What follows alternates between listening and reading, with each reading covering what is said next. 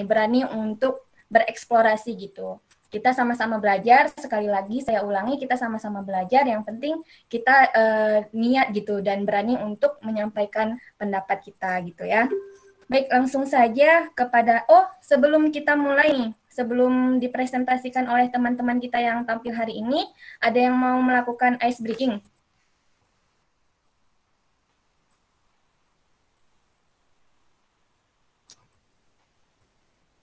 Gimana nih Miftah? Komnitnya ya?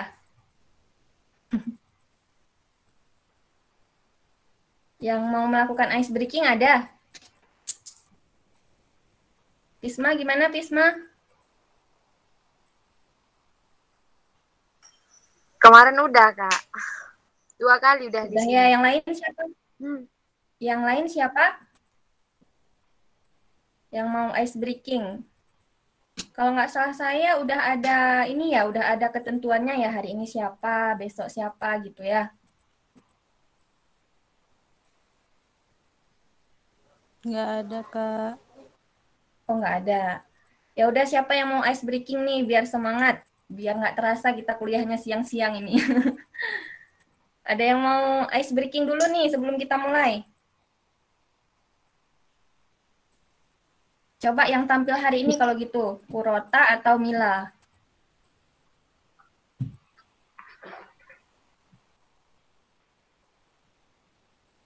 Kurota? Pismaria aja tuh, siap tuh Pismaria.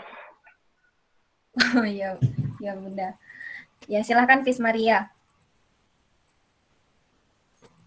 Izin, Bu. Saya lagi ya, Bu. Saya tidak apa-apa, Bu. Bisa. Gimana ya? Baiklah. Sebelum kita memperlanjutkan perkuliahan kita hari ini, ada baiknya kita melakukan dengan tepuk semangat aja. Jadi sama-sama kita akan bertepuk semangat. Semoga kuliah kita akan berjalan dengan lancar. Baiklah ya teman-teman, mohon semuanya dibuka kameranya jadi kita biar semangat semuanya, oke? Kita melakukan tepuk semangat. Semangat. Yuk, sama-sama yuk. Oke, yuk. Yuk, yuk. Teman. Yuk. 1, 2, 3. Tepuk semangat. Tepuk semangat. Semangat. Semangat.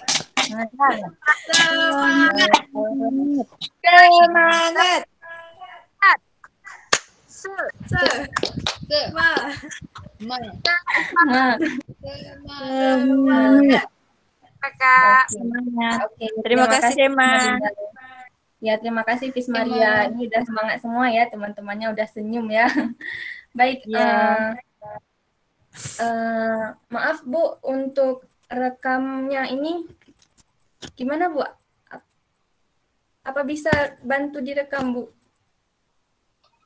Sudah direkam dari tadi. Udah oke. Terima kasih Bu. Baik adik-adik sekalian, sudah semangat semuanya, kita lanjutkan ya materi kita ini tentang tuna laras.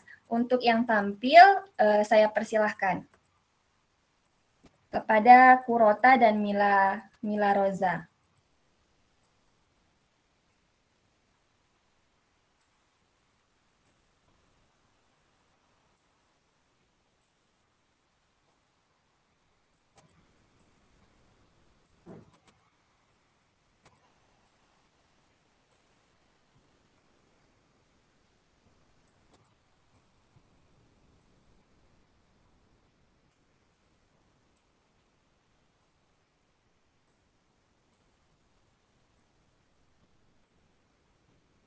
Bagaimana Kurota dengan Mila, apa sudah siap?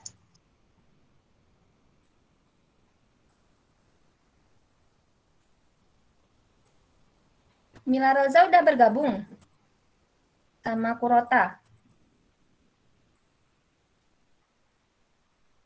Oh.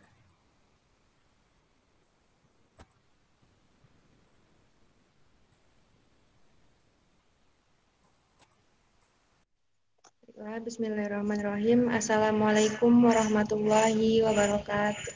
Waalaikumsalam warahmatullahi Waalaikumsalam wabarakatuh. warahmatullahi wabarakatuh. Waalaikumsalam warahmatullahi wabarakatuh. Innal hamdalillah nahmaduhu wa nasta'inuhu wa nastaghfiruh wa na'udzu billahi min syururi anfusina wa min sayyiati a'malina. May yahdihillahu fala mudhillalah wa may yudlil fala hadiyalah. Puji syukur kehadirat Allah Subhanahu wa taala yang telah melimpahkan rahmat serta karunia-Nya kepada kita sehingga kita masih diberi kesempatan untuk melaksanakan kuliah secara online di siang hari ini. Selawat beriringkan salam, marilah kita aturkan kepada Nabi besar kita, Nabi Muhammad Sallallahu Alaihi Wasallam. Baiklah, langsung saja saya Qurrata Ayuni dan Mila Roza dari kelompok 8 akan mempresentasikan materi pada hari ini mengenai anak tunalaras. Materi yang pertama akan disampaikan oleh Mila Roza. Kepada Mila dipersilakan. Baiklah, saya di sini akan menjelaskan yaitu pertama definisi tunalaras. Tunalaras merupakan sebutan anak berkelainan emosi dan perilaku, menderita kelainan perilaku dan mengalami masalah interpersonal secara ekstrim, sehingga anak mengalami kesulitan dalam menyelaraskan perilakunya dengan norma umum yang berlaku di masyarakat. Menurut ketentuan yang ditetapkan oleh Undang-Undang Pokok Pendidikan Nomor 12 Tahun 1952, anak tunalaras adalah anak yang memiliki tingkah laku yang menyimpang, tidak memiliki sikap, melakukan pelanggaran terhadap peraturan dan norma-norma sosial dengan frekuensi yang cukup besar, kurang mempunyai toleransi terhadap kelompok orang lain, mudah terpengaruh yang membuat kesulitan.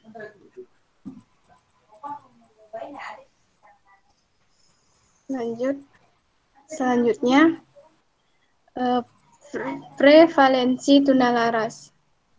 Kebanyakan tipe masalah yang dialami oleh siswa yang memerlukan pendidikan khusus karena masalah penyimpangan tingkah laku dan emosional adalah mereka yang tergolong tingkah laku externalizing yang ditandai dengan agresif atau mengacau.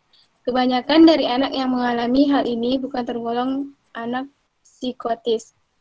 Perbandingan anak laki-laki dan perempuan berbanding 5:1 atau lebih. Dapat dikatakan bahwa anak laki-laki cenderung lebih agresif dan menunjukkan perilaku bermasalah dari anak perempuan. Selanjutnya, karakteristik tunalaras.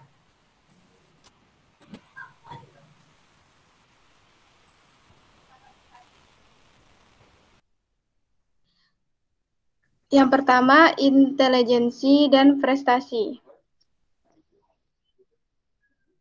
Penelitian menunjukkan bahwa rata-rata anak dengan gangguan emosional dan tingkah laku memiliki tingkat intelijensi pada tingkat normal atau skor IQ berkisar pada angka 90. Dan hanya sedikit yang memiliki tingkat intelijensi di atas rata-rata. Dibandingkan dengan kebanyakan anak dengan gangguan emosional dan tingkah laku berada pada kategori slow learner dan ketidakmampuan intelektual ringan. Kebanyakan anak yang memiliki gangguan emosional dan tingkah laku yang merupakan anak yang tidak berprestasi di sekolahnya. Yang kedua, karakteristik sosial dan emosional.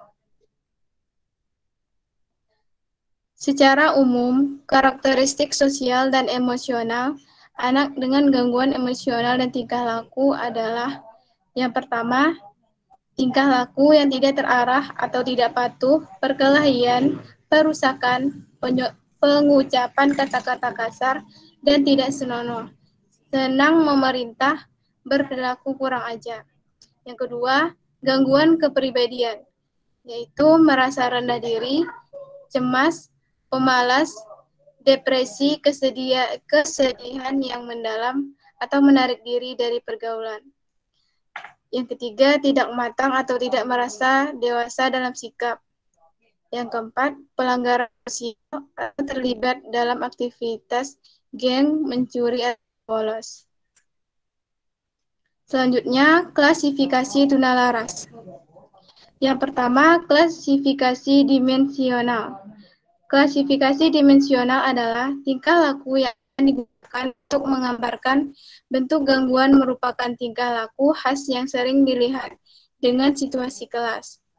Pendidik biasanya menggunakan tingkah laku tersebut sebagai bukti adanya masalah. Salah satu alat ukur yang dikembangkan oleh yaitu Swift dan Freyfield mengklasifikasikan berdasarkan pendekatan dimensional. Yang kedua, klasifikasi berdasarkan jenis dan penyimpangannya. Yang pertama, berdasarkan jenis, ada dua macam, yaitu dilihat dari aspek kepribadian, yaitu terdapat anak tunalaras emosi yang mengalami kelainan dalam perkembangan emosi dan anak tunalaras sosial yang mengalami kelainan dalam penyesuaian diri dalam lingkungan. Yang kedua, dilihat dari aspek kesehatan jiwa, yaitu terdapat anak tunalaras psikopat, yaitu anak yang memiliki penyimpanan emosi dan penyesuaian yang dipengaruhi oleh faktor genetik atau endogen yang tidak dapat disembuhkan, dan anak tunalaras sementara, yaitu anak yang mempunyai penyimpangan emosi dan penyesuaian yang dipengaruhi oleh faktor lingkungan dan dapat disembuhkan. Berdasarkan derajat penyimpangannya, yang pertama, anak tunalaras taraf ringan, menunjukkan penyimpangan emosi dan penyesuaian masih dalam taraf permulaan dan ringan, namun ada gangguan dalam perkembangan dirinya.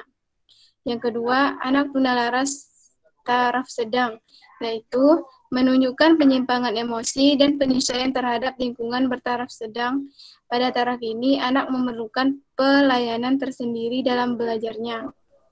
Yang ketiga, anak tunalaras taraf berat, menunjukkan pelanggaran hukum karena mengganggu ketertiban masyarakat dan disebut delinkuensi. Hal ini mencakup anak yang sudah terlibat narkotika dan tindakan kriminal. Selanjutnya, tunalaras emosi dan tunalaras sosial.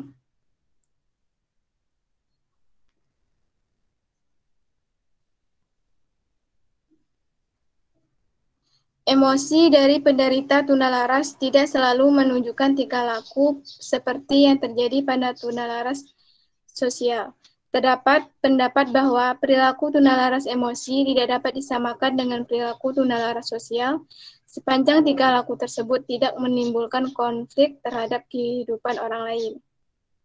Anak yang dikategorikan kelainan penyesuaian perilaku sebagai bentuk kelainan penyesuaian sosial adalah anak yang mempunyai tingkah laku dengan adat yang berlaku di lingkungan.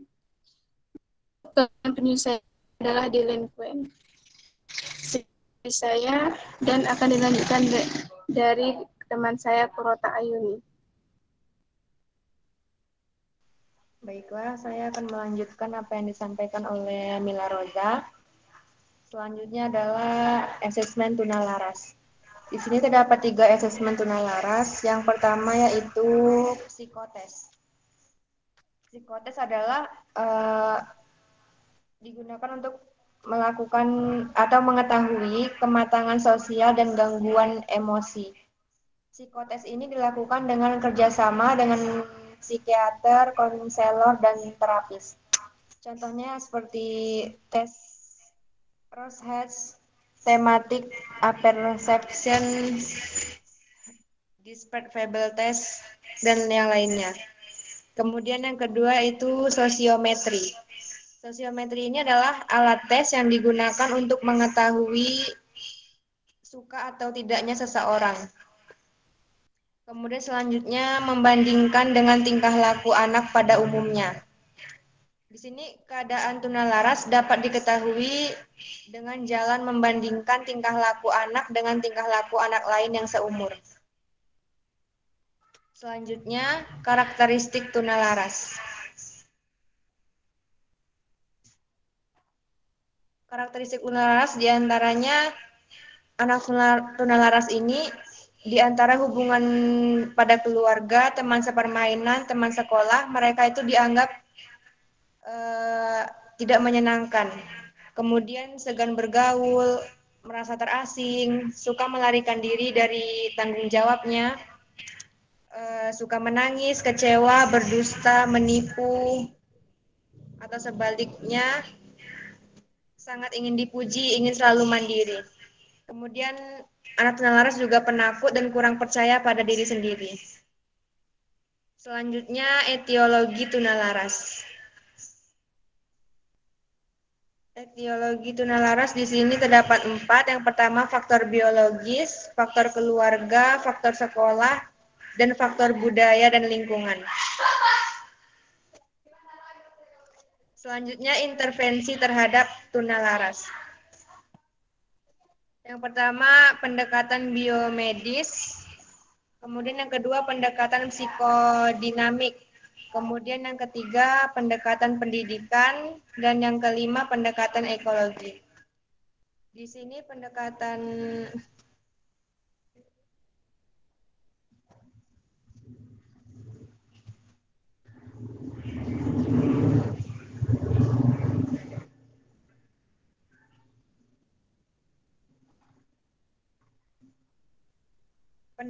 biomodis di sini adalah pendekatan yang berusaha memandang dan memperlakukan anak tunalaras dari sudut pandang ilmu kedokteran. Kemudian pendekatan psikodinamik di sini adalah pendekatan yang menitikberatkan pada segi psikologi anak. Sedangkan pendekatan perilaku adalah pendekatan yang memodifikasi perilaku atau usaha untuk mengubah perilaku yang merupakan problematika sosial dan personal bagi anak. Selanjutnya pendekatan pendidikan. Siswa tunalaras dengan hambatan emosi dan perilaku kurang mampu berkonsentrasi yang berakibat mereka juga kurang dapat mengikuti pembelajaran dengan baik. Program pengajaran yang tertera rapi dengan harapan-harapan jelas dan rancangan indikator ketercapaian tujuan pembelajaran yang jelas dipercaya dapat meningkatkan prestasi siswa tunalaras. Kemudian yang terakhir yaitu pendekatan ekologi. Di sini pendekatan ini menitikberatkan pada faktor-faktor dan tekanan dalam masyarakat. Mungkin hanya itu yang dapat kami presentasikan. Terima kasih. Langsung. Baik, terima kasih. Kita ucapkan kepada kedua pemateri kita. Adik-adik, sebelum kita langsung masuk kepada curah bacaan dan tanya jawab, mari sama-sama kita saksikan dulu ya video pembelajaran yang ingin saya sampaikan. Baik, Mbak.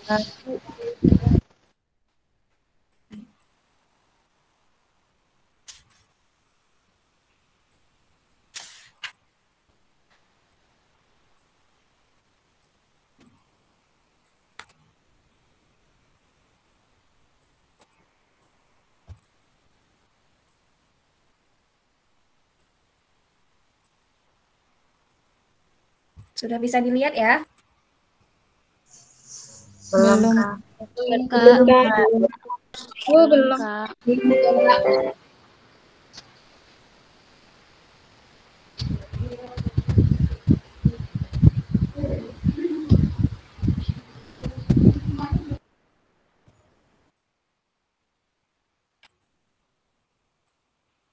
Oke, sebentar.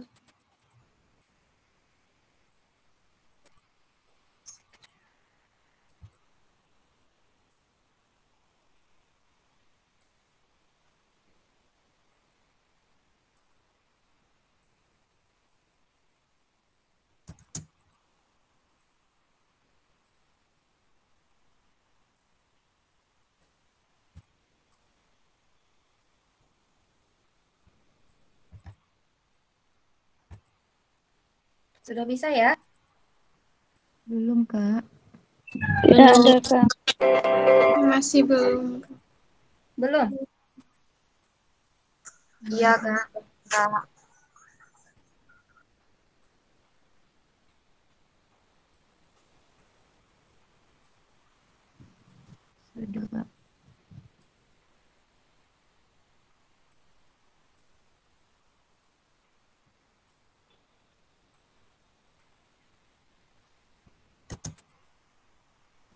Sudah, Kak. Sudah ya? Baik, terima kasih. Sudah.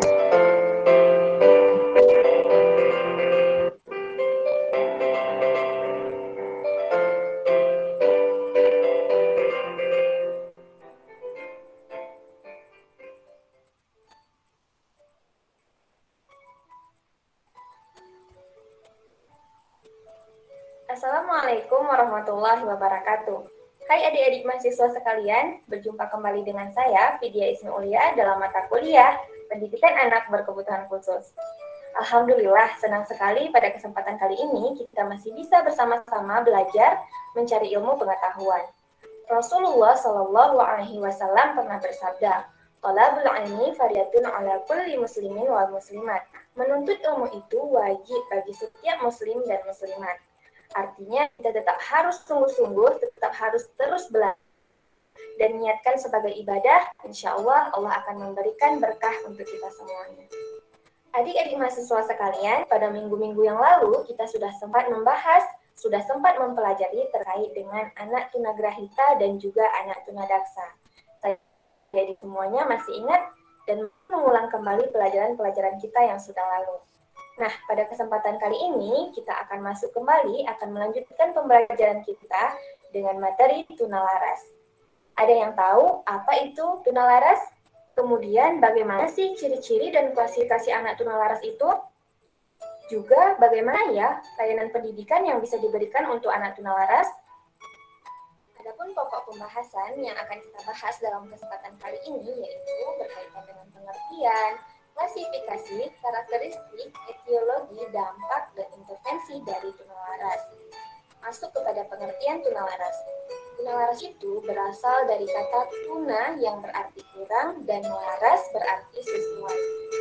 Menurut Peraturan Pemerintah Nomor 72 Tahun 1991 menyatakan bahwa anak tunalaras adalah anak yang mengalami gangguan atau hambatan atau kelainan tingkah laku sehingga mereka kurang dapat menyesuaikan diri dengan baik terhadap lingkungan keluarga, sekolah, dan juga masyarakat. Hati Sumantri pada bukunya 2007 mengatakan bahwasannya anak tunalaras itu adalah anak yang mengalami gangguan ataupun hambatan emosi dan berkelainan tingkah laku sehingga kurang dapat menyesuaikan diri dengan baik dalam lingkungan keluarga, sekolah, dan juga masyarakat. Kemudian pendapat Yulia Putri pada bukunya tahun 2010, anak tunalaras adalah anak yang mempunyai tingkah laku berlainan, tidak memiliki sikap yang dewasa, melakukan pelanggaran norma-norma sosial dengan frekuensi yang cukup besar. Mereka juga tidak atau kurang mempunyai toleransi kepada orang lain, kelompok, serta mudah terpengaruh oleh suasana, hingga menimbulkan kesulitan bagi dirinya sendiri serta orang lain.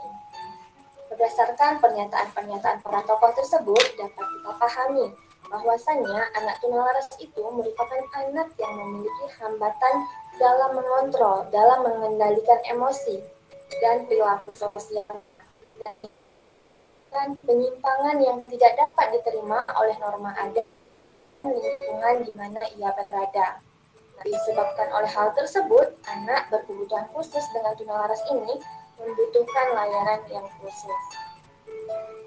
Nah, hal ini menimbulkan pertanyaan kembali. Apakah setiap perilaku menyimpang yang dilakukan anak termasuk kepada tunalaras? Nah, adapun batasan pengertian anak tunalaras ini, yang pertama, tingkah laku yang muncul merupakan suatu tindakan yang ekstrim dan bukanlah suatu tindakan yang hanya sedikit berbeda dengan tindakan yang biasa dilakukan anak normal. Kemudian, tunalaras ini disebut dengan gangguan karena bersifat sesuatu yang kronis, tidak akan mudah hilang begitu saja. Selanjutnya, tingkah laku yang digambarkan oleh anak tunalaras ini merupakan tingkah laku yang tidak dapat diterima karena tidak sesuai dengan harapan-harapan sosial budaya.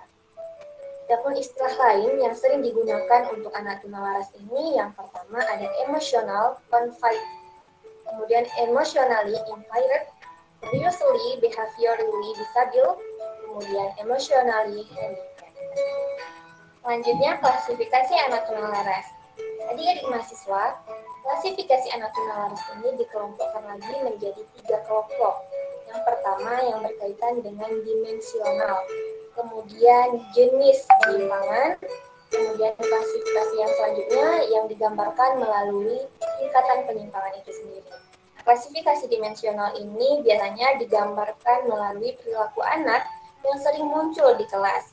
Contohnya seperti tidak menghargai, suka menentang, suka melawan, anak dengan gangguan sering menyalahkan orang lain, anak dengan gangguan kecemasan terhadap prestasi, dependen pada orang lain, kurang dalam pemahaman, reaksi yang tidak sesuai, suka melamun, tidak ada perhatian, dan sering menarik diri dari lingkungan sosial.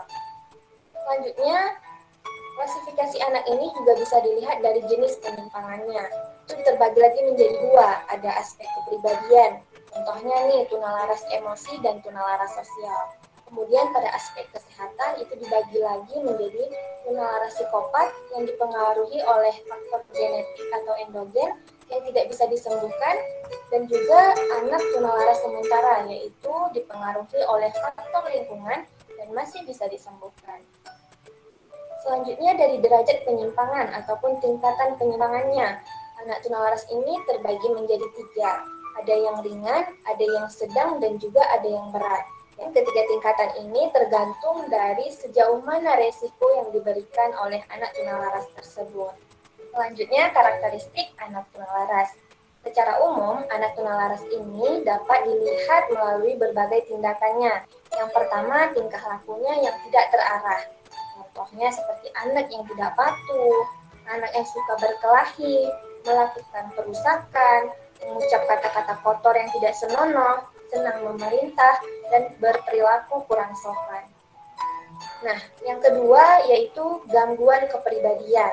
Nah, biasanya nih anak tunalaras itu sering merasa rendah diri, merasa cemas, suka depresi, pemalas, kesedihan yang mendalam, dan juga suka menarik diri dari pergaulannya. Kemudian anak tunalaras ini juga tidak matang dan tidak dewasa. Sikapnya pasif, kaku, tidak bisa bergaul, cepat marah, perasa, dan senang melamun juga menghayal. Dan yang terakhir yaitu suka melakukan pelanggaran sosial, yaitu yang terlibat dalam aktivitas geng misalnya, mencuri, membolos, dan lain sebagainya. Selanjutnya etiologi ataupun faktor yang menyebabkan ketunalarasan pada anak. Yang pertama itu ada faktor biologis, yaitu perilaku serta emosi yang dipengaruhi oleh faktor genetik, neurologis, ataupun biokemikal, bahkan kombinasi dari faktor-faktor tersebut. Yang kedua, ada faktor keluarga. Terdapat suatu situasi ataupun kondisi tertentu dalam keluarga yang turut mempengaruhi ataupun merupakan sumber penyimpangan tingkah laku anak. Yang ketiga, ada faktor sekolah. Sekolah merupakan lingkungan kedua setelah keluarga. Lingkungan sekolah juga merupakan tempat berkembangnya penyimpangan tingkah laku anak. Dan faktor yang keempat adalah faktor budaya. Anak, keluarga, dan sekolah melekat pada budaya yang mempengaruhi mereka.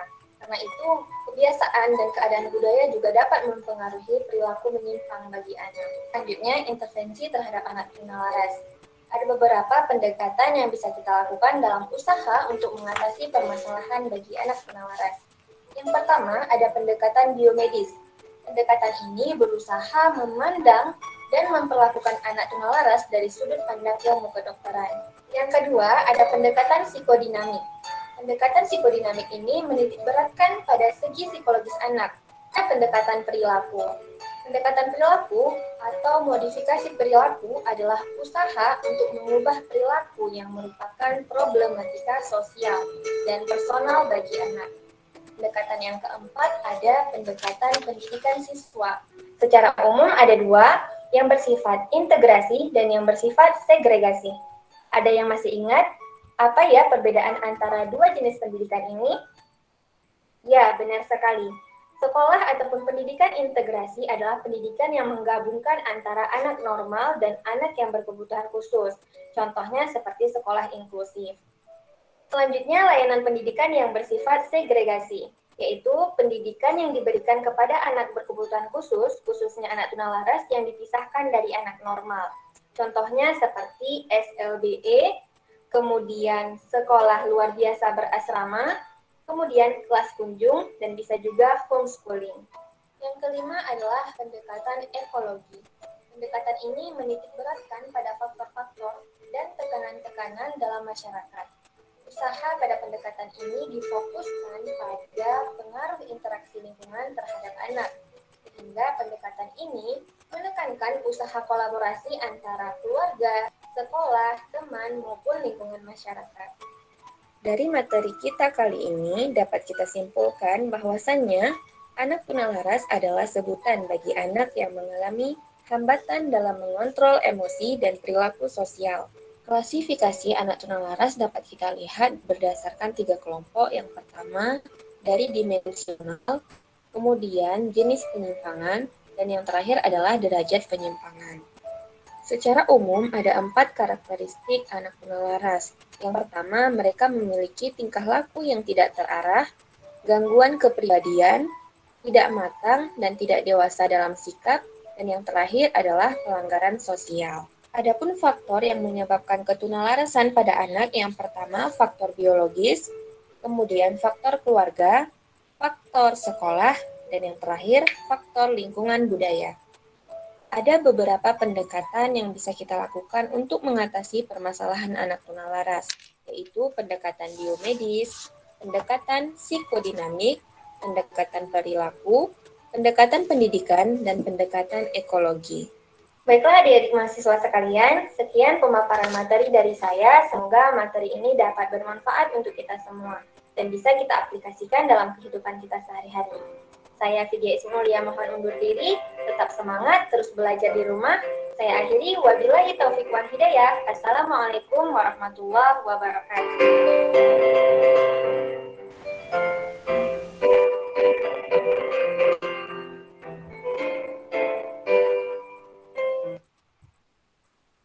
Baik, terima kasih. Videonya sudah bisa didengarkan dan dipahami ya adik-adik ya? Ya, kalau Insya Allah.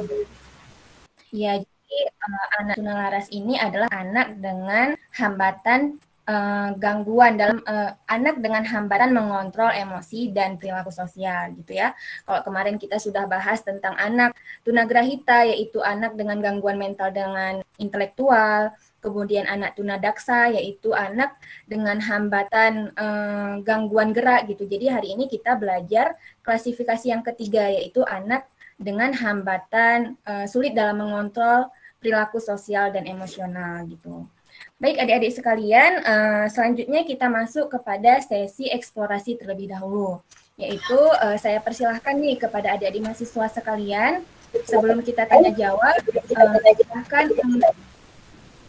menyampaikan eksplorasinya nih, bisa berupa curah bacaan gitu kan, dari berbagai jurnal, dari berbagai buku yang didapat, juga bisa dari pengalaman langsung adik-adik nih, misalnya si Putri nih pernah ketemu dengan anak tunalaras yang seperti apa gitu, atau mungkin ada adik-adik yang sudah mengajar di sekolah, bisa juga menyampaikan pengalamannya tentang tunalaras ini.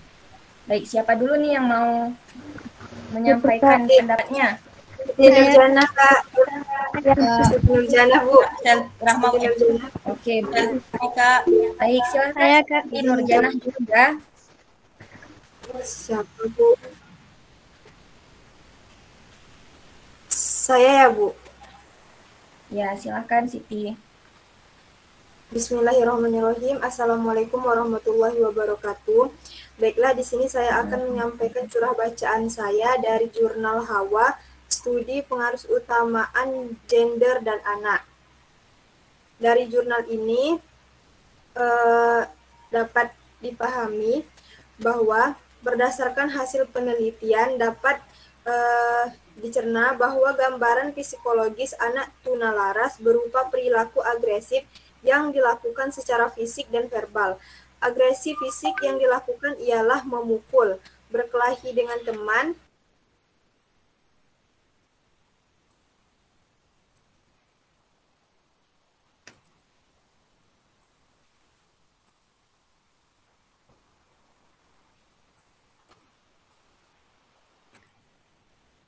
Maaf Siti, suaranya dimatikan itu Siti, masih di mute. Ya, silakan Bismillahirrahmanirrahim. dilanjut. Assalamualaikum warahmatullahi wabarakatuh. Saya Siti Nurjana. Waalaikumsalam. Izin menyampaikan curah bacaan dari jurnal Hawa. Dari jurnal tersebut dapat saya pahami bahwa gambaran psikologis anak tunalaras berupa perilaku agresif yang dilakukan secara fisik dan verbal. Agresi fisik yang dilakukan ialah memukul, berkelahi dengan teman, membanting barang, acuh tak acuh, dan membangkang nasihat orang lain. Kemudian untuk agresi verbal yang paling sering dilakukan adalah berbicara kasar dan kotor, berteriak kepada orang lain ketika marah, dan membantah perkataan orang lain. Hal ini diperkuat dari hasil pemberian daftar cek masalah atau disingkat dengan DCM, yaitu pada aspek hubungan sosial dan berorganisasi, agama dan moral, dan masalah pribadi. Penyebab terbesar dari perilaku tersebut dikarenakan faktor lingkungan keluarga inti yang kurang harmonis. Sosok ayah yang temperamental dan kasar mengakibatkan anak mencontohkan perilaku tersebut dan dilakukan pula kepada orang lain. Sekian dari saya. Assalamualaikum warahmatullahi wabarakatuh. Waalaikumsalam warahmatullahi Waalaikumsalam warahmatullahi wabarakatuh. Bagus sekali ya tambahan dari Siti Nurjana. Selanjutnya siapa lagi nih yang menambahkan? Siapa lagi yang menambahkan? Oke, silakan Rahmawati dulu. Saya Kak. Ya, silakan. Assalamualaikum warahmatullahi wabarakatuh. Baiklah, saya Rahmawati akan membacakan surah bacaan saya, yaitu dari Yayasan Cinta Anak Indonesia.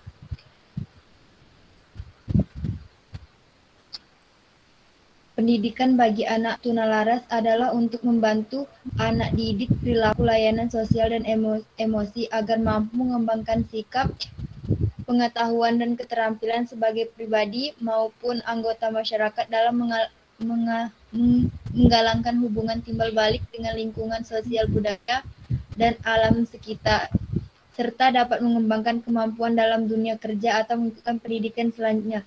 Sedangkan bentuk layanan pendidik bagi anak tunalaras dapat dilaksanakan melalui usaha bimbingan dan penyuluhan yang intensif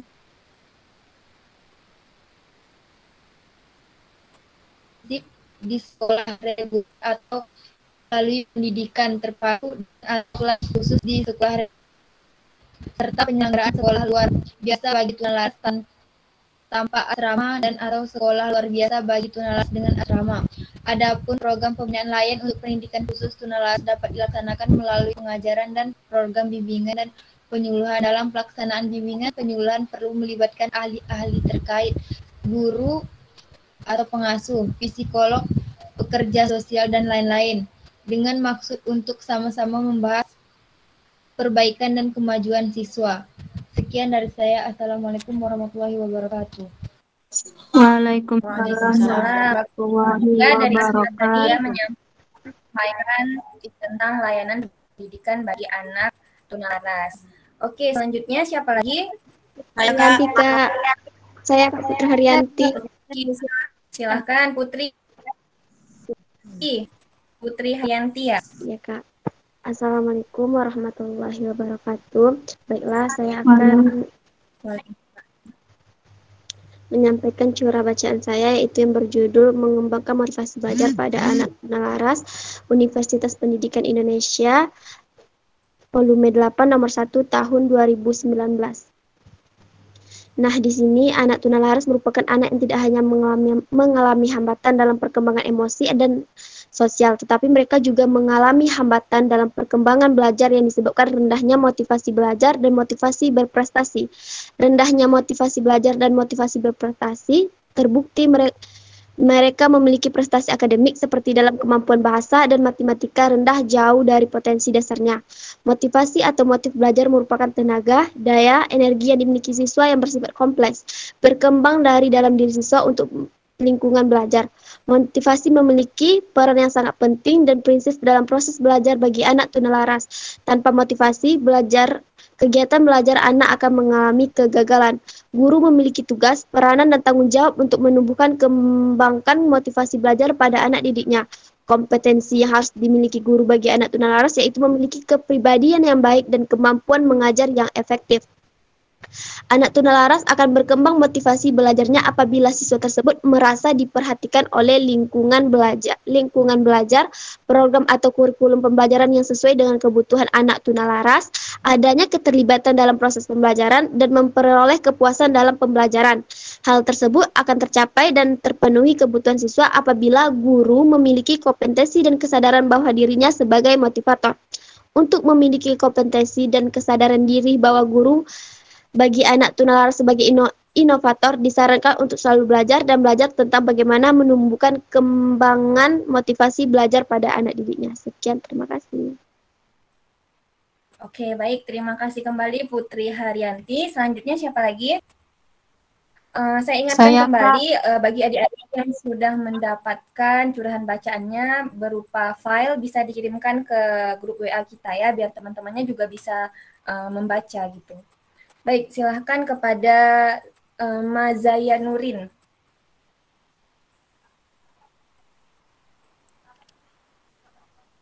Baiklah, saya mengutip dari jurnal IPM 2 KPE Jurnal dengan judul Emosi dan Hubungan Antar Sebaya pada Anak Tunalaras Usia Sekolah antara Terapi Musik Klasik Mozart dan Murotal Surah Ar-Rahman, volume 3, nomor 2, Juni tahun 2020.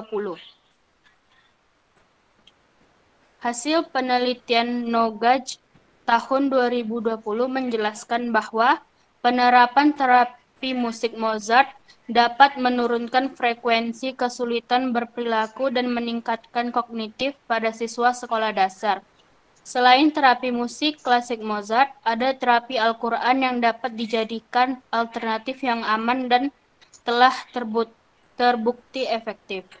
Seperti hasil penelitian Nuhan et al. Pada tahun 2018, terapi dengan alunan baca Al-Quran dengan stimulasi murotal Al-Quran dapat dijadikan alternatif terapi baru sebagai terapi relaksasi, karena stimulasi Al-Quran dapat memunculkan gelombang theta sebesar 63,11%. Dengan menggunakan audio Ar-Rahman telah diteliti sebelumnya dan terbukti efektif menurunkan tingkat kecemasan dan mampu membuat pasien menjadi relaksasi. Pendapat Aziza et al. Pada tahun 2019.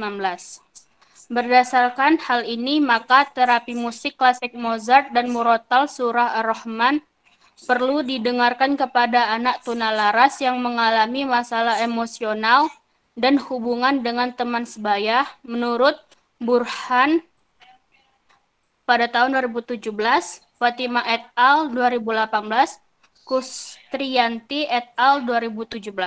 Hal ini diperkuat pada pasien-pasien hipertensi post-operasi cesar dan pada anak-anak dengan gangguan skizofrenia, terbukti dengan cara mendengarkan musik murotal Al-Quran yang iramanya teratur, lembut, mampu merelaksasikan mereka karena menstimulasi mekanisme coping individu menjadi lebih baik. Cabaco et al. Pada tahun 2018. Sekian, terima kasih. Baik, terima kasih Mazaya, luar biasa sekali ya. Ada terapi untuk anak tunalaras yang berkenaan dengan murotal Al-Quran bacaan surat Ar-Rahman. Ini bagus sekali ya untuk kita gali lagi, kita pelajari kembali. Baik, selanjutnya setelah Mazaya, siapa lagi nih yang mau mencurahkan bacaannya? Saya, Kak. Saya, Kak. Iya, silakan Herosa Putri. Assalamualaikum warahmatullahi wabarakatuh. Baiklah, di sini saya akan mencurahkan bacaan saya, yaitu dari Jurnal Pendidikan Khusus volume 7 nomor 2 November tahun 2010 tentang pendidikan inklusif untuk anak dengan gangguan emosi dan perilaku tunalaras. Dari jurnal ini saya dapat mengetahui tentang anak tunalaras yang memiliki karakteristik gangguan emosi dan perilaku yang seringkali berakibat pada penolakan lingkungan terhadap mereka, termasuk lingkungan pendidikan. Namun demikian, pendidikan inklusif justru bersifat terbuka dan akomodatif. Setiap anak tunalaras termasuk juga anak yang berkebutuhan khusus lainnya. Sifat akomodatif pendidikan inklusif sebagaimana disebut oleh Farrell tahun 2008 adalah merekrut semua tipe dan karakteristik siswa, menghindari setiap aspek negatif dari label, dan selalu melakukan check and balance oleh seluruh stakeholder. Hal itu membawa konsekuensi pada pembelajaran di kelas. Oleh karenanya, guru kelas menjadi tokoh kunci dalam hal ini. Selain mampu menerapkan asesmen pembelajaran dan melakukan kerja kolaboratif dengan guru khusus, orang tua, atau pihak lain yang terkait,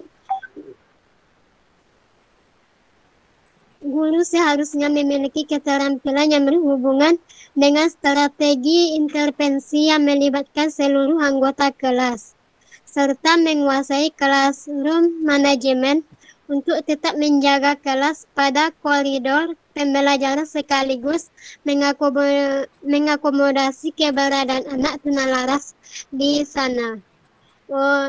Mungkin itu dari saya. Terima kasih. Assalamualaikum warahmatullahi wabarakatuh. Waalaikumsalam warahmatullahi wabarakatuh. Terima kasih Herosa. Ini Herosa kok nggak tampilkan wajahnya ya? Kalau Herosa tampilkan wajahnya ini bisa lebih jelas lagi nih penjelasannya tadi. Iya, boleh kita lanjutkan sama yang lain ya. Tolong untuk adik-adik semuanya bisa diaktifkan kameranya ya, biar kita bisa lebih enak gitu dengar penjelasannya. Oke, siapa lagi nih yang mau menyampaikan eksplorasinya? Saya, Kak. Oke, silakan Selfie ya. Selfie Anggraini. Silahkan Selfie. Ya, Assalamualaikum warahmatullahi wabarakatuh. Waalaikumsalam warahmatullahi wabarakatuh. Keluar mana? Oh. Baiklah, di sini saya mengambil dari jurnal Bahasa Cedu yang judulnya Pelaksanaan Pembelajaran Anak Tunalaras di Masa Pandemi COVID-19 COVID-19.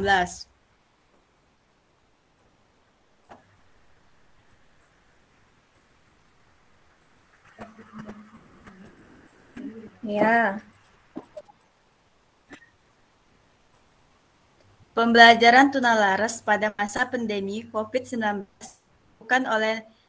dilakukan oleh narasumber menunjukkan 3 hal yang penting yang harus dipersiapkan dalam pembelajaran anak tunalaras, yaitu perencanaan pembelajaran, meliputi penyusunan perangkat pembelajaran, rancangan pelaksanaan pembelajaran atau RPP, pelaksanaan pembelajaran dengan aspek pembelajaran di kelas, aktivitas belajar siswa, dan evaluasi pembelajaran yang terdiri dari aspek kegiatan, aspek kognitif efektif, dan psikomotor.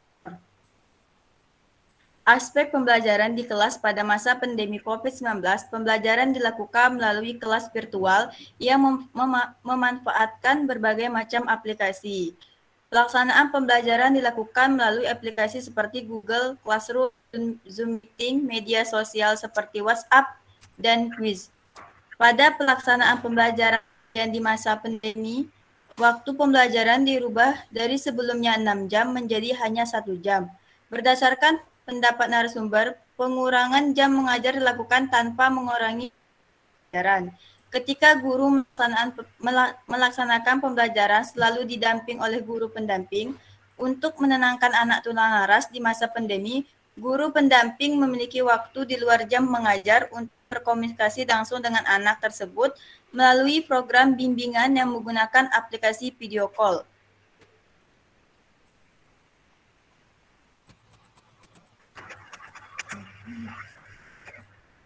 Aktivitas belajar siswa yang meliputi kegiatan mental, dan emosional, pembelajaran jarak jauh yang diberikan tanpa mengurangi aktivitas belajar siswa, seperti aspek kegiatan mental siswa diminta untuk mengingat, merenung, dan membuat keputusan seperti contoh, guru meminta siswa untuk menceritakan aktivitas di rumah.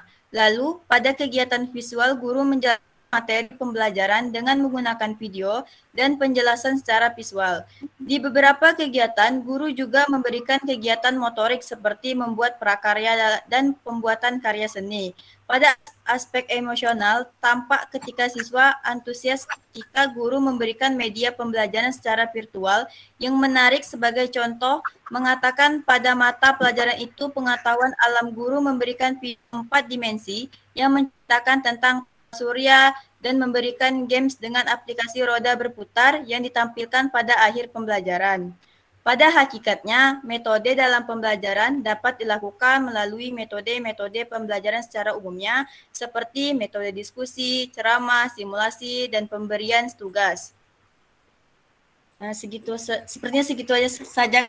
Sekian, terima kasih. Wassalamualaikum warahmatullahi wabarakatuh. Waalaikumsalam warahmatullahi wabarakatuh. Tadi sudah menyampaikan tentang kegiatan bagi anak tunalaras di masa pandemi COVID-19 gitu ya.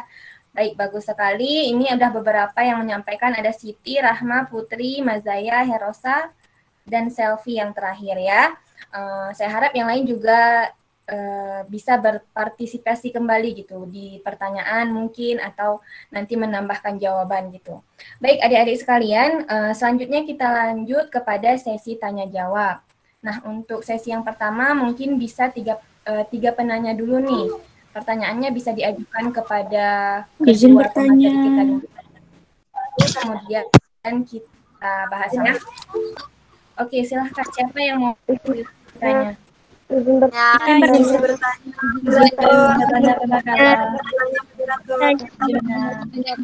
Izin bertanya, Kak. Izin bertanya. Boleh ambil alih ya. Izin bertanya, moderator. Izin bertanya, moderator. Izin bertanya, moderator. Mungkin teman-temannya dengaran dulu sebentar. Ya, yang lainnya diam dulu biar pemateri bisa memilih siapa yang menjadi penanya gitu ya. Silakan pemateri.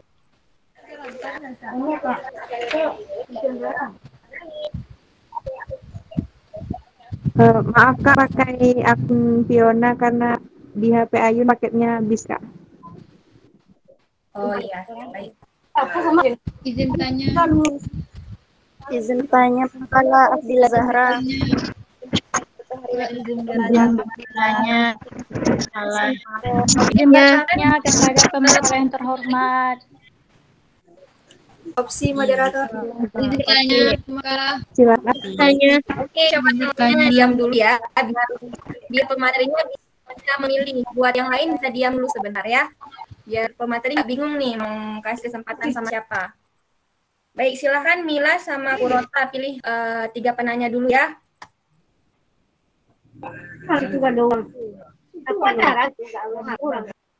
Baiklah, dipersilakan Afdila Zahar, Ririn, dan Rahma. Afdila, Rahma dengan Ririn, Kak. Ririn. Oke, Afdila dulu ya. Silahkan Afdila. Bismillahirrahmanirrahim. Assalamualaikum warahmatullahi wabarakatuh. Saya Afdila Zahra. Apakah anak tunalaras juga disebut anak nakal karena tidak terkontrolnya emosi? Berikan alasannya. Sekian, terima kasih.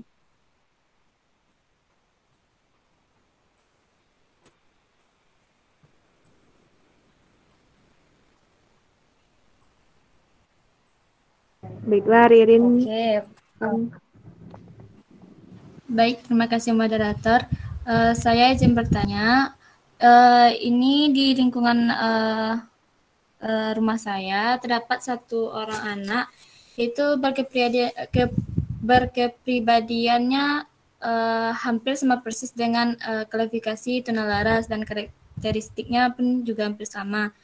Tapi gimana caranya mengatasi pendidikan? Soalnya anak ini setiap masuk ke dalam lembaga pendidikan seperti di MDA, dia itu karena melihat sikap dan sifat dari anak tersebut, para guru itu sepertinya kewalahan dan kayak menyerah gitu. Jadi guru ini menyuruh anak ini untuk nggak datang lagi di KMDA.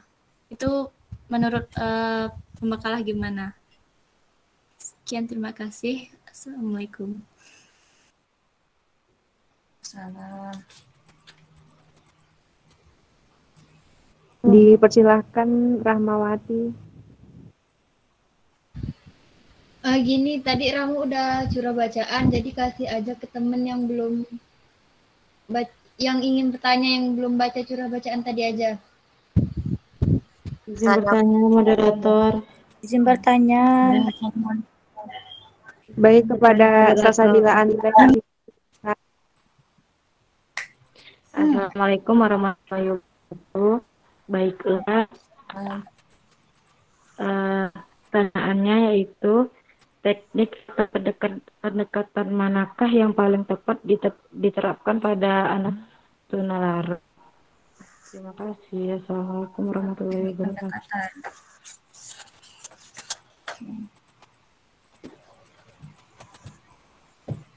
Baik, terima kasih kepada yang sudah bertanya.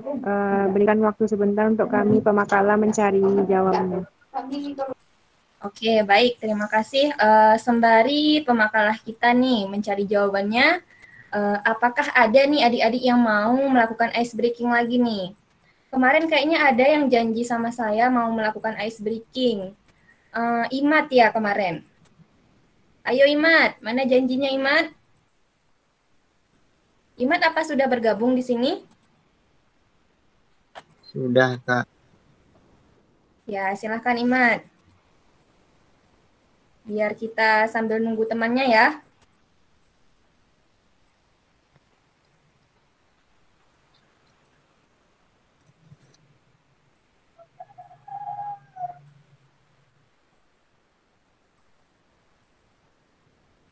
Oke, silakan Ima. Ini satu-satunya laki-laki ya di kelas kita ya.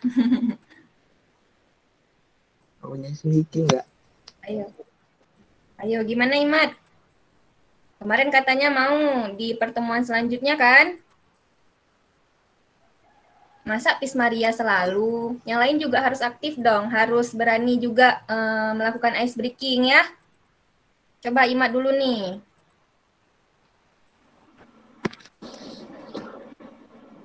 Apa aja, Kak? Gimana? Apa aja, Kak? Boleh nyanyi, boleh. Yang lain-lain boleh juga. Terus Imat harus berani dong. Nanti mau jadi guru kan? Berani sih, Kak. Cuma nggak punya aja speakingnya, Kak. Gimana?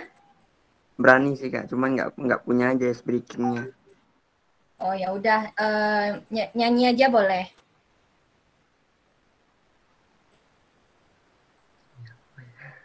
Kalau jadi guru PAUD itu harus pandai nyanyi, cerita kan? Nyanyi, cerita, buat melakukan ice breaking gitu kan? Ayo Imat, coba Imat. Biar teman-temannya yang lain juga semangat nih. Balonku ada 5 ya, boleh, Kak? Nah, lanjutlah. Silahkan, Imat. Balonku ada 5, rupa-rupa warnanya. Merah, kuning, kelabu, merah muda, dan biru. Meletus balon hijau, dor. Kakinya sangat kacau. Balonku masih 5. Ku pegang erat-erat. Oke, tepuk tangan untuk Imat teman-teman. Bagus ya itu, saya lihat si Rahma udah senyum-senyum. Kemudian siapa lagi nih yang udah senyum-senyum tadi ya? Udah semangat ya Rahma ya? Oke. Gimana untuk kedua pemateri kita, Purota sama Mila, apakah sudah menemukan jawabannya? Tadi pertanyaannya ada 3 ya. Ada dari Afdila, Ririn, sama satu lagi siapa tadi? Si Rahma ya? Salsa, Kak. Salsabila. Siapa? Oh iya.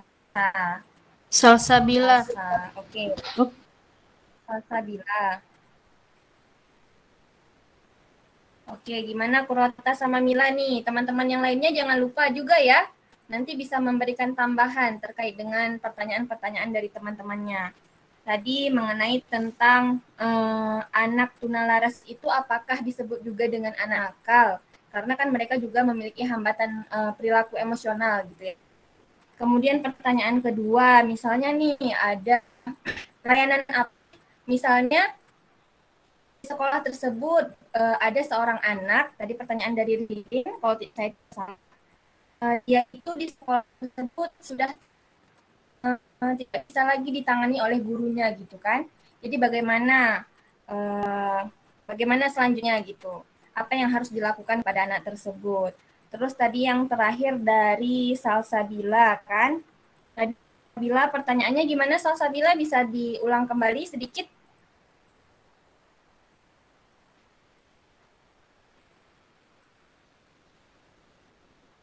Salsabila?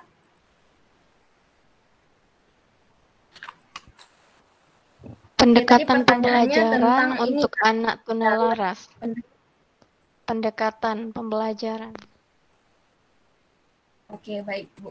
Jadi tadi yang Salsabila tanya tentang pendekatan yang paling cocok gitu ya, yang paling tepat untuk anak tunalaras ini gimana? Oke, sebelum kita bahas bersama nih, saya beri kesempatan dulu untuk kedua pemateri kita, Mila Roza sama Purota. Gimana Mila sama Purota, apa sudah siap? Saya jawabnya selesai. Oke, boleh silakan. Siapa dulu nih yang jawab?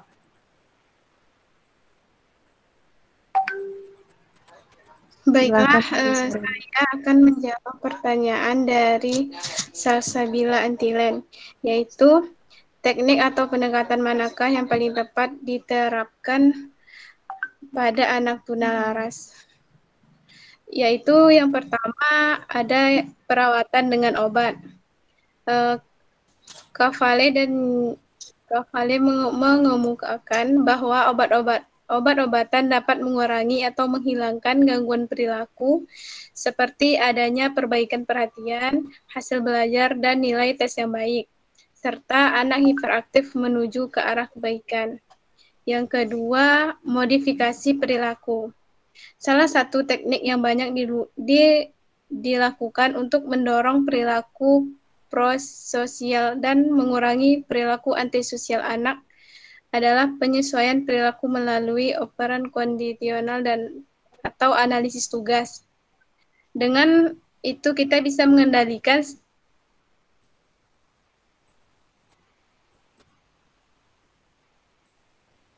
ya.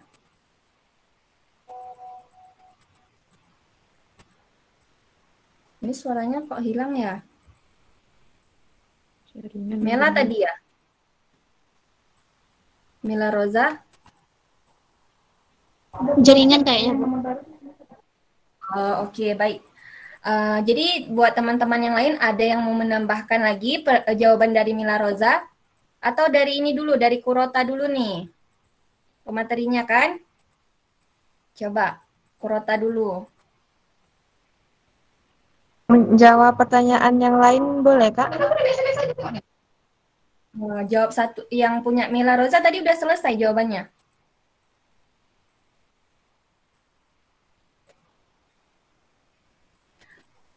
Oke, kalau begitu boleh kita lanjut ke pertanyaan lain dulu, nanti ditambahkan kembali sama Mila Roza ketika sudah kembali ke Google Meet ya. Oke, silahkan.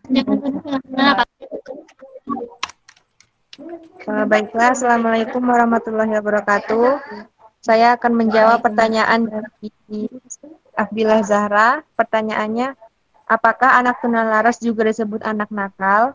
Menurut saya, anak tunalaras sering juga disebut anak nakal karena tingkah laku anak ini menunjukkan penentangan terhadap norma-norma sosial masyarakat yang berwujud seperti mencuri, mengganggu, dan menyakiti orang lain. Perkembangan yang terjadi pada diri anak tunalaras itu tidak jauh berbeda dengan anak-anak yang tidak memiliki ketunalarasan. Hanya saja akibat dari gangguan emosi yang anak itu miliki berpengaruh terhadap segi kognitifnya, kepribadiannya, dan sosial anak. Di mana pada segi kognitif anak itu kehilangan minat dan konsentrasi belajar. Dan beberapa anak mempunyai ketidakmampuan bersaing dengan teman-temannya. Mungkin hanya itu. Bagaimana dengan jawabannya Afdilah Zahra? Ya, gimana pertanyaannya nih tadi? Apa bisa diterima jawabannya? Ya Bu, bisa diterima. Oke, baik. Saya tambahkan sedikit ya. Oh, ada Pis Maria yang mau menambahkan dulu, boleh? Silahkan Pis Maria. Baiklah, Assalamualaikum warahmatullahi wabarakatuh. Izin menambah jawaban dari pertanyaan. Di mana pertanyaan, apakah anak tunalaras disebut juga anak nakal? Kalau menurut saya pribadi, kalau anak nakal, anak gangguan, tapi hampir-hampir sama dengan norma-norma yang dilakukan. Nah, anak nakal itu pada anak normal, itu di mana anak ya, contohnya saja dan bukan saja berarti terpikir sudah rencana, dia udah wah bukan anak nakal kan. Kalau anak tunalaras ini anak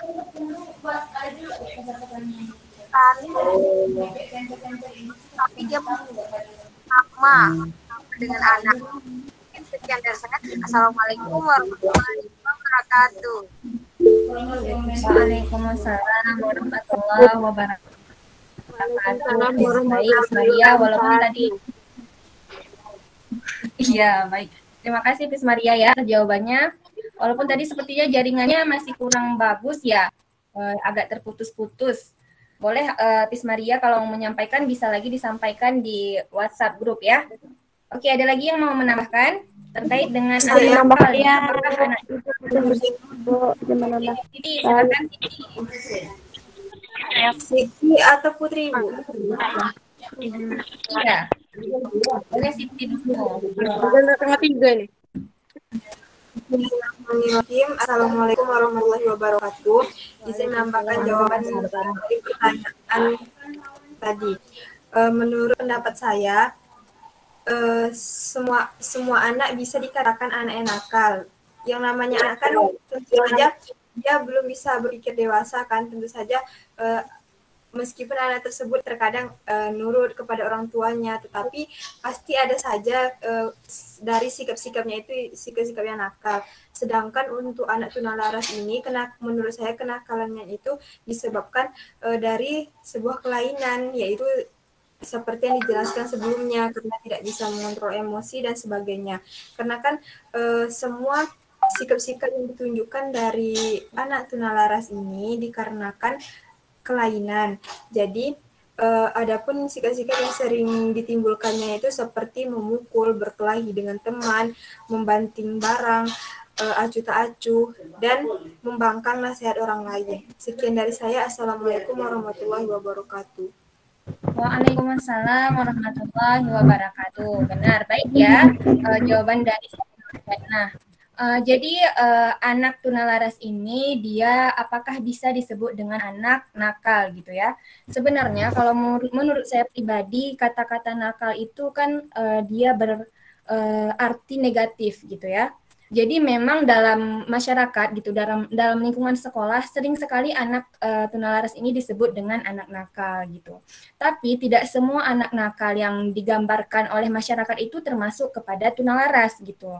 Jadi ingin saya sampaikan sedikit kepada adik-adik sekalian bahwasannya batasan tunalaras itu dia ada. Yang pertama tingkah laku yang muncul itu merupakan tindakan yang ekstrim dan bukan tindakan dan perilaku yang hanya sedikit saja berbeda dari anak normal gitu.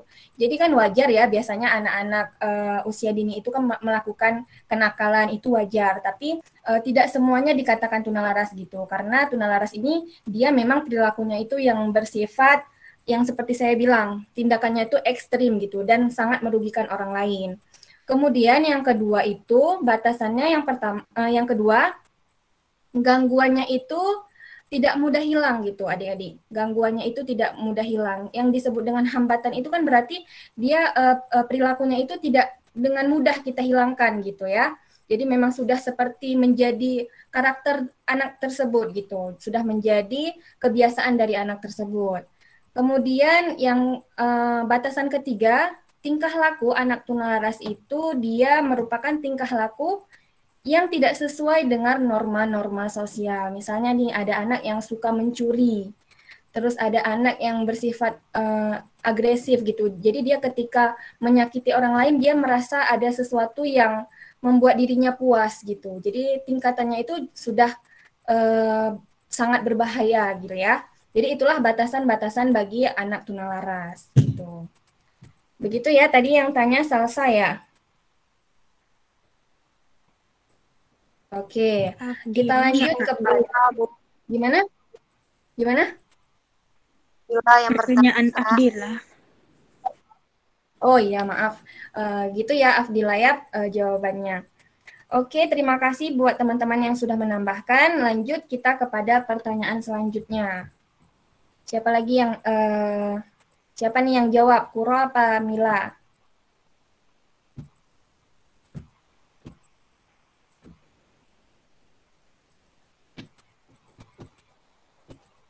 Pertanyaan yang pertama tadi bisa dilanjutkan Mila ya. Soalnya tadi sepertinya Mila terputus ya. Tempat keluar Iya, dari Kak, ini mau ya. lanjutin. Oke, silahkan Mila. Baiklah, saya akan melanjutkan jawaban dari pertanyaan Salsabila, yaitu teknik atau pendekatan yang dapat dilakukan dalam anak tunalaras. Yaitu yang pertama tadi perawatan dengan obat. Karena bahwa obat-obatan dapat mengurangi atau menghilangkan gangguan perilaku seperti adanya perbaikan perhatian, hasil belajar dan nilai tes yang baik, serta anak yang hiperaktif menuju ke arah perbaikan. Yang kedua, modifikasi perilaku. Salah satu teknik yang banyak dilakukan untuk mendorong perilaku prososial dan mengurangi perilaku antisosial adalah penyesuaian perilaku melalui analisis tugas.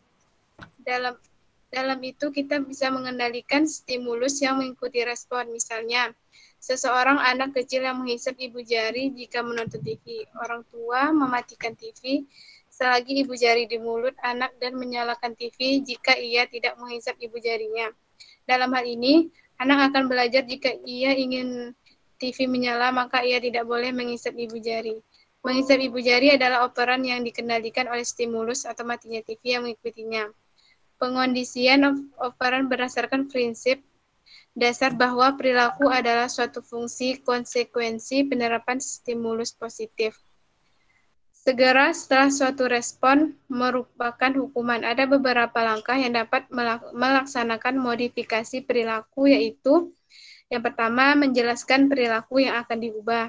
Yang kedua, menyediakan bahan yang mengharuskan anak untuk duduk diam. Yang ketiga, mengatakan perilaku yang diterima. Itulah yang dapat saya sampaikan. Lebih dan kurang saya mohon maaf dan saya akhiri. Assalamualaikum warahmatullahi wabarakatuh.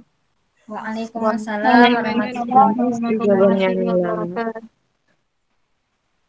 Ya, bagaimana yang bertanya? Apakah sudah bisa diterima? Oke, mungkin ada teman-teman nih sebelum saya tambahkan, mungkin ada teman-teman yang lain yang mau menambahkan dulu.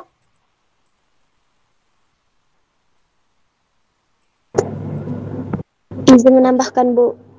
Oke, silakan Putri. Assalamualaikum warahmatullahi wabarakatuh. Izin menambahkan. Menurut saya, bisa dilakukan dengan pertama terapi-terapi seperti yang dijelaskan oleh Mas Zayat tadi pada curah bacaan seperti melalui ayat-ayat Al-Quran tersebut. Nah, yang kedua yaitu kita harus membawa anak itu ke psikiater untuk mengetahui apa saja tahapan-tahapan tunalaras yang anak alami, apakah rendah, sedang atau berat, sehingga kita tahu langkah selanjutnya bagaimana. Sekian, terima kasih. Oke, baik, bagus ya tambahan dari Putri tadi. Jadi adik-adik sekalian, benar yang dikatakan oleh teman-teman kita. Jadi pendekatannya itu sebenarnya tidak hanya satu gitu. Tadi kan sudah disampaikan oleh pemateri juga, ada beberapa pendekatan seperti biomedis, psikodinamik, kemudian pendekatan perilaku, pendekatan pendidikan, dan ekologi gitu ya.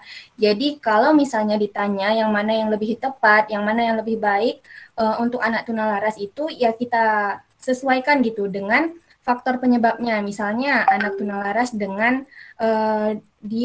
etiologinya, faktor penyebabnya itu karena gangguan hereditas gitu kan. Itu berarti kita bisa memberikan dengan cara pendekatan biomedis gitu. Kemudian misalnya faktor penyebabnya itu karena faktor lingkungan gitu ataupun perilakunya kurang baik, maka kita bisa melakukan pendekatannya dengan pendekatan perilaku juga gitu. Dan ada juga seperti pendekatan pendidikan, kan itu juga sangat bagus ya. Kemarin juga kita sudah sempat bahas di materi-materi yang lalu bahwasanya pendidikan itu merupakan salah satu pendekatan juga yang bisa diberikan kepada anak berkebutuhan khusus. Begitu juga pada anak tunalaras ini gitu. Jadi pendidikan itu ada yang bersifat integratif, ada yang bersifat segregatif. Nih saya mau tanya sedikit nih sama adik-adik, apa masih ingat kalau misalnya anak tunalaras itu biasanya dia ada sekolah SLB ya. Kalau untuk anak tunanetra itu SLB apa ya kira-kira? Apa ada yang masih ingat? SLBA. Ya, untuk anak tunalaras ada SLBA. Kemudian untuk anak tunarungu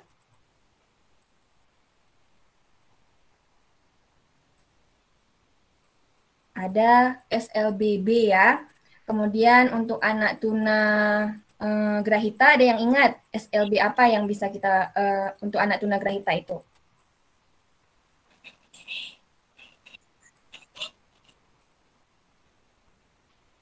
Ayo, apa yang ada yang masih ingat nih materi-materi yang udah lalu itu nggak boleh dilupakan ya. SLB apa nih untuk anak tuna grahita? SLBC. SLBC, Kak. Ya, bagus ya Rani sama Mananya masih ingat. Kalau misalnya SLBD untuk tuna apa ya? Tuna daksa. Ya, tuna daksa. Dan yang untuk anak tunalaras ini bisa layanan pendidikannya itu SLBE ya. Itu khusus untuk anak tunalaras. Nah, begitulah beberapa pendekatan yang bisa kita berikan kepada anak tunalaras. Gitu ya, tadi yang bertanya ya.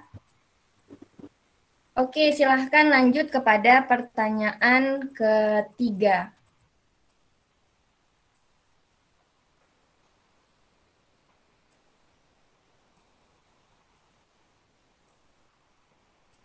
Mila apa Roza nih? Mila apa Roza? Mila apa?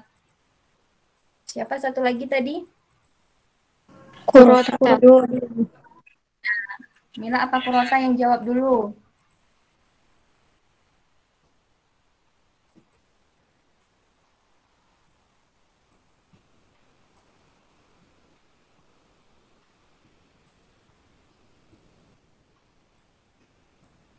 Gimana Mila sama Kurota?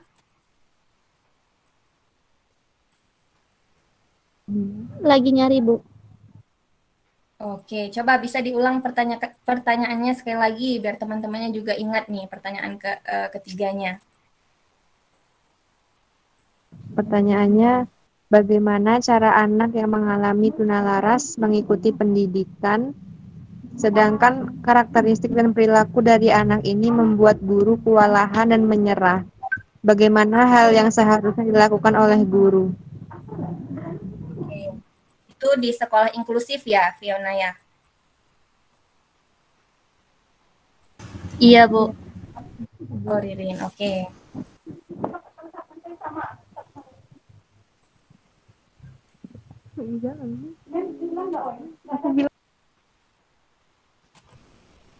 Oke, silahkan Mila sama Roza boleh jawab dulu seadanya, nanti dibantu sama teman-teman yang lain.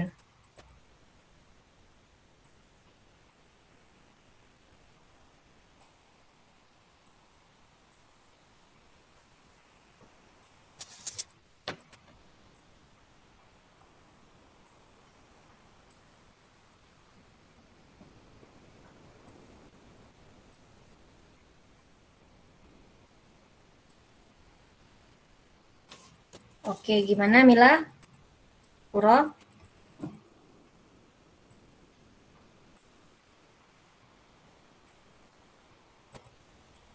Misalnya nih, anak tersebut, misalnya kenakalannya itu sudah terlalu di luar kesanggupan guru untuk menanganinya gitu ya. Misalnya sudah suka mengganggu temannya gitu. Jadi karena adanya anak tunalaras ini, guru tidak bisa konsentrasi lagi dalam belajar, dalam mengajar gitu kan. Kemudian misalnya ketika anak tunalaras ini mencuri, bisa jadi dia itu suka memukul temannya dan lain sebagainya. Itu gimana penanganannya? Dan guru tersebut meminta anak itu untuk tidak datang lagi ke sekolah gitu ya. Itu gimana tanggapan teman-teman?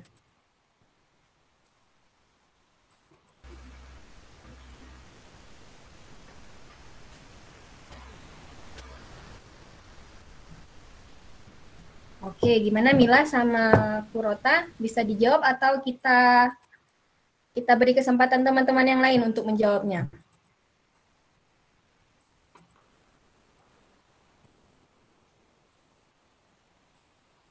Maaf, suara saya bisa terdengar adik-adik? Bisa, Bisa, Kak. Oke, gimana Mila sama Kurota?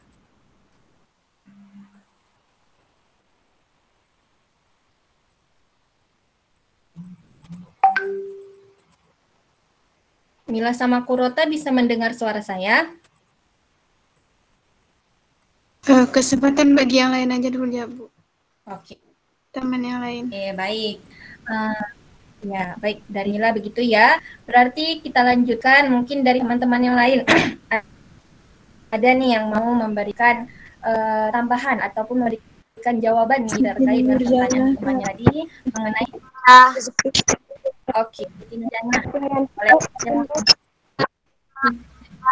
Bismillahirrahmanirrahim. Assalamualaikum ya, silakan. Warahmatullahi wabarakatuh. Menurut pendapat saya, ada baiknya guru tersebut sebelum mengambil keputusan untuk tidak membolehkan anak itu mengikuti pembelajaran lagi, ada baiknya guru tersebut mencari tahu sebab akibat mengapa anak tersebut memiliki sifat yang seperti itu. Itu bisa ditanyakan kepada orang tuanya atau keluarga-keluarga terdekatnya, karena yang tahu sifat asli setiap anak itu tentu saja orang yang ada di lingkungan di sekitarnya seperti kedua orang tuanya. Jadi setelah konsultasi seperti itu, maka baru guru tersebut bisa mengambil solusi lain bagaimana cara mengatasi anak ini. Tidak seharusnya langsung mengambil keputusan untuk tidak membolehkan anak itu mengikuti pembelajaran, karena setiap orang itu memiliki hak untuk mendapatkan ilmu. Sekian dari saya. Assalamualaikum warahmatullahi wabarakatuh. Waalaikumsalam warahmatullahi wabarakatuh. Izin menambahkan, Bu. Ya, silakan Putri. Putri Harian. Ya, boleh. Silakan Putri. Assalamualaikum warahmatullahi wabarakatuh. Waalaikumsalam. Baiklah, saya akan menjawab pertanyaannya. Menurut saya pribadi, jika anak itu memang sudah terbukti tunalaras, sudah terbukti tunalaras sebagai orang tua, kita harus memilih solusi yang terbaik, itu memindahkan anak kepada sekolah SLBE, karena di sana guru, metode ataupun medianya lebih terkhusus kepada anak tunalaras, sehingga peluang besar untuk anak lebih dapat mengontrol emosinya itu lebih besar, karena di sana guru-gurunya emang terfokus dan media dan sekolahnya terfokus bagi anak-anak tunalaras. Sekian, terima kasih. Oke, bagus ya. Itu ada salah satu solusi dari Putri ya. Lanjut lagi dari Pismaria. Silahkan Pismaria. Nah, baiklah, Assalamualaikum warahmatullahi wabarakatuh. Saya akan sedikit menyampaikan jawaban dari pertanyaan Ririn tentang mengatasi guru yang mengeluarkan anak tunalaras. Saya sependapat dengan jawaban Siti Nurjana, Putri. Kita sebagai seorang guru, kita tidak boleh mengambil keputusan terlebih dahulu. Tentu di sekolah itu ada kepala sekolah. Kita harus mensolusikan atau berwawancara terhadap guru-guru yang ada di sekolah tersebut. Jadi kita sebagai guru tidak boleh mengambil hak, misalnya, kamu tidak boleh lagi datang ya ke sekolah karena kamu nakal. Kita tidak boleh, karena kewajiban kita seorang guru itu mengajarkan anak-anak. Jika kita tidak mampu mengajar anak-anak, kita harus memberikan solusi dulu. Kepala sekolah, mengadu kepala sekolah, berbicara kepada orang tua, baru kita mengambil keputusan, meminta solusi. Jadi kalau menurut saya, kita sebagai guru tidak boleh membicarakan hal seperti itu. Karena guru itu kan wajib memberikan ilmu. Kita sudah sebagai seorang guru, kita kan niatkan, saya jadi sarjana untuk mengajar. Jadi secara tidak langsung kita tidak mampu untuk mengatasi hal seperti ini. Kita bersolusi bagaimana sih kita sebagai orang guru itu kan bisa melihat dari internet bagaimana solusinya untuk mengatasi anak hal seperti itu. Mungkin sekian dari saya. Assalamualaikum warahmatullahi wabarakatuh. Waalaikumsalam warahmatullahi wabarakatuh. Luar biasa kali ya dari Pismaria ini. Memang kalau Pismaria sudah menjelaskan itu semuanya jadi semangat gitu ya. Bagus, baik. Jadi benar ya tadi yang jawaban dari teman-teman kita yang sudah menjawab tadi, bahwasannya kita tidak boleh sebagai guru langsung misalnya meminta anak untuk tidak masuk ke sekolah. Itu kan hal yang tidak baik gitu ya. Karena pun di sekolah itu bukan kita yang bisa memutuskan anak tersebut keluar atau masuk ke sekolah tersebut. Jadi jika begitu kan tidak ada lagi ya hak bagi anak tunalaras untuk belajar gitu. Sedangkan belajar itu adalah hak bagi setiap anak, tidak hanya anak normal, melainkan anak berkebutuhan khusus juga memiliki hak untuk mendapatkan pendidikan. Saya ada sedikit lagu nih tentang hak dan hak yang harus didapat oleh anak.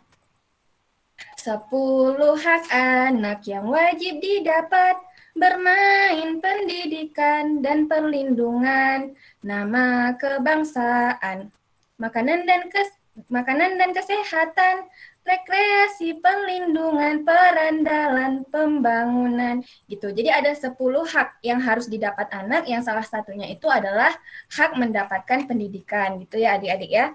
Jadi ketika ada anak yang bermasalah dan mungkin dia sangat mengganggu di kelas tersebut, tentunya guru itu tidak bisa langsung mengeluarkan, melainkan mendiagnosa terlebih dahulu apa sih penyebab anak ini melakukan perilaku yang menyimpang begitu. Dan pun untuk sekolah inklusif biasanya itu di awal pertemuan sudah ada kesepakatan dari orang tua dan guru di sekolah gitu terkait dengan apakah anak tersebut bisa masuk ke kelas inklusif gitu. Jadi biasanya pun di sekolah inklusif itu yang masuk itu memang anak-anak yang memiliki hambatan tunalaras yang ringan gitu, yang masih bisa dikontrol gitu sama gurunya. Juga di kelas inklusif, di sekolah inklusif biasanya memang ada satu guru, yaitu guru yang mendampingi anak-anak dengan kebutuhan khusus itu sendiri. Begitu ya adik-adik sekalian. Tidak terasa ini ternyata sudah jam 14.41. Mungkin waktu kita sudah habis. Bisa kita melakukan evaluasinya di WhatsApp grup aja ya, boleh gitu ya? Boleh, Kak. Oke, baik. Ya, Bu Helda masih ada di sini nggak ya? Masih.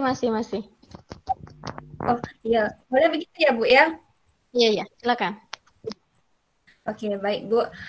Baik teman-teman semua, adik-adik sekalian, di Google Meet mungkin bisa kita tutup sementara, nanti akan kita lanjutkan evaluasinya di WhatsApp group ya, gitu ya.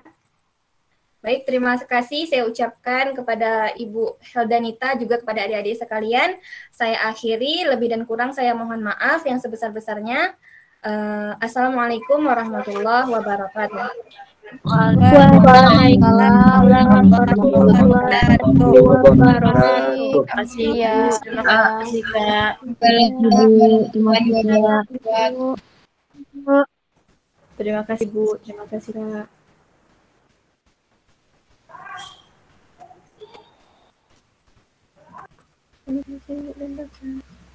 Izin keluar. Ya.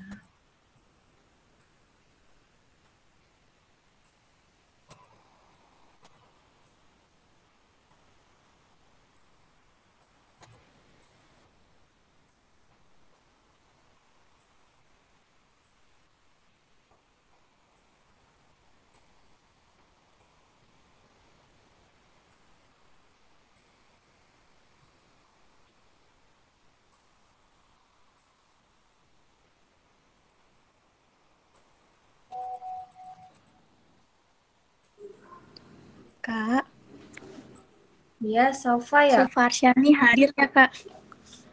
Oh iya, tadi terpental ya Sofa ya. Iya, Sufa. di sini mati lampu. Ini lagi ngecas Kak. Oh iya, boleh. Sudah saya. Ya, maaf terlambat ya Kak. Izin Ya, keluar. nggak apa-apa Sofa. Baik. Ya, Assalamualaikum. Waalaikumsalam. Silahkan ke grup ini ya, ke grup WA ya teman-teman ya. Baik, Kak. Baik, Kak.